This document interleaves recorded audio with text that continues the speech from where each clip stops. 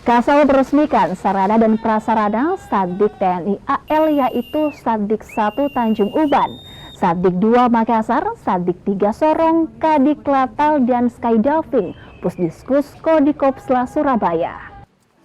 Dalam sambutannya, Kasal menyampaikan perihal pentingnya pendidikan utamanya untuk meningkatkan kualitas calon prajurit TNI AL. Dalam kesempatan ini juga, Kasal mengundang putra dan putri daerah untuk berkarir membela negara.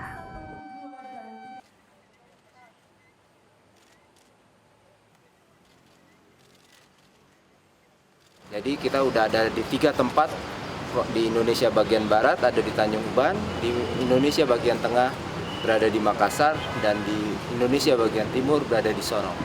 Ini untuk mempermudah dalam merekrut putra-putra daerah untuk mengawaki kantor-kantor atau satuan-satuan yang ada di wilayah kerjanya masing-masing seperti yang tadi saya sampaikan pertama. Jadi dengan adanya di 3 wilayah ini, nanti hasil rekrutnya juga akan ditempatkan di sekitar wilayah itu juga. Jadi ini akan lebih efisien dan lebih efektif.